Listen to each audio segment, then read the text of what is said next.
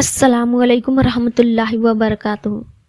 شب قدر کو کیسے حاصل کریں اور اس کی کیا نشانیاں ہیں، کیسے پتہ چلے گا کہ یہ شب قدر کی رات ہے، تو ان کے بارے میں ہم جانیں گے۔ رمضان کے آخری عشرے اور آخری عشرے میں بھی طاق رات یعنی 21، 23، 25، 27، 29 یہ 5 راتیں ہیں، اور ان میں سے کوئی بھی ایک رات شب قدر کی ہو سکتی ہے، اور اللہ تعالیٰ نے اس کی کوئی فکس ڈیٹ نہیں بتائی، کوئی ایک دن نہیں بتایا تاکہ لوگ زیادہ سے زیادہ عبادت کر سکیں رمضان کے مہینے میں۔ اگر یہ فکس کر دیا ہوتا کہ یہ رات شب قدر کی ہے تو ظاہر ہے کہ پھر آدمی اسی دن عبادت کرتا اور باقی دن رمضان کے غفلت میں گزار دیتا، تو عبادت کا شوق باقی رہے، اس لیے اللہ تعالیٰ نے اس کا ڈیٹ فکس نہیں کیا۔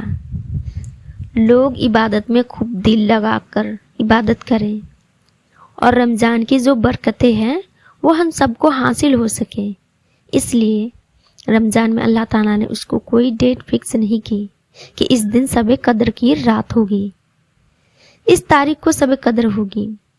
ہاں البتہ حضور علیہ الصلوۃ والسلام سے یہ بات پتہ چلتی ہے، حضور صلی اللہ علیہ وسلم نے ارشاد فرمایا کہ لیلۃ القدر کو رمضان کے آخری عشرے کی طاق راتوں میں تلاش کرو، یعنی 21، 23، 25، 27، 29۔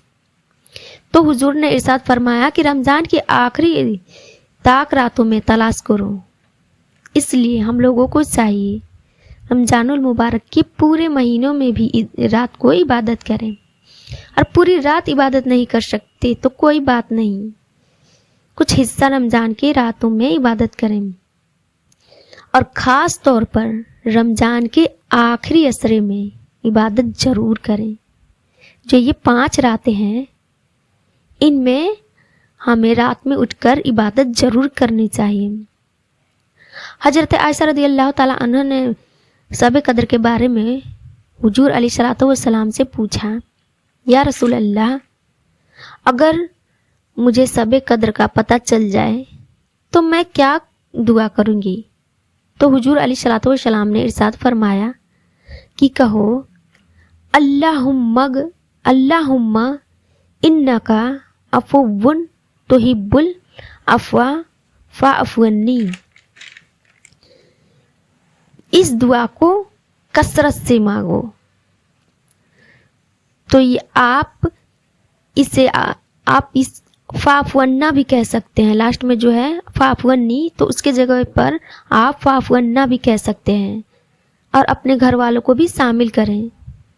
فاعف عنا جب ہم کہیں گے تو اس کا مطلب ہو جائے گا اے اللہ ہم سب لوگوں کو معاف فرما دے۔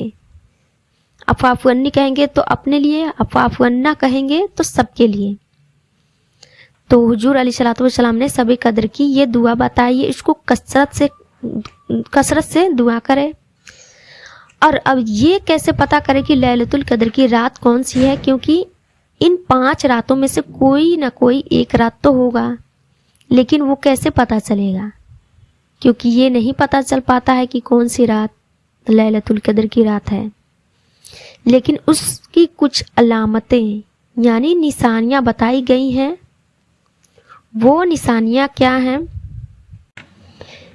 تو آئیے حدیث کی روشنی میں جانتے ہیں کہ حضرت ابو ہریرہ رضی اللہ تعالیٰ عنہ سے روایت ہے کہ ہم نے رسول اللہ صلی اللہ علیہ وسلم کے پاس لیلۃ القدر کا ذکر کیا تو آپ نے فرمایا تم میں سے کون اسے یاد رکھتا ہے؟ اس میں جب اس رات چاند نکلتا ہے تو ایسے ہوتا ہے جیسے بڑے تھال کا کنارہ، یعنی آپ تھال سے تصویدی کرتے ہیں۔ آخری راتوں میں چاند پورا نہیں رہتا ہے، ایک کنارے کنارے بس رہ جاتا ہے۔ اس رات کھلی ہوئی سب ہوں گی، شب قدر ہوں گی، وہ رات بادل نہیں ہوں گے اس پر، आसमान पर क्लियर होंगे, साफ आसमान नजर आएंगे, उस पर बादल नहीं छाए होंगे। इसी तरह से इब्न अब्बास रदी अल्लाह ताला अन्हु से मरवी है कि रसूल अल्लाह सल्लल्लाहु अलैहि वसल्लम ने फरमाया, सबे कद्र आसमान और मुतदिल रात है जिसमें ना गर्मी होती है ना सर्दी। और जब सबे कद्र की रात के बाद सुबह जब होती है तो सूरज इस तरह तुलू होता है कि उसकी सुर्ख बदम होती है। यानी सूरज की निशानी बताई गई है कि लैलतुल कद्र की रात की गुजरने के बाद जब उसकी सुबह होती है तो सुबह को सूरज जब बुलंद होने को होती है तो उसकी श्वा नज़र नहीं आती है। वो ऐसा होता है जैसे खाली, यानी सूरज नज़र तो आता है लेकिन उसकी श्वाएं नज़र नहीं आती। सूरज का रंग एक तरह से मुख्तलिफ होता है,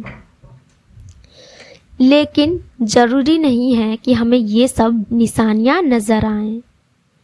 तो ये कुछ बातें थी जो हमने आपको बताई। उम्मीद है आपको अच्छे से समझ में आ गई हो। इस वीडियो को दूसरों तक ज़रूर शेयर करें। अस्सलामु अलैकुम रहमतुल्लाहि व बरकातहू।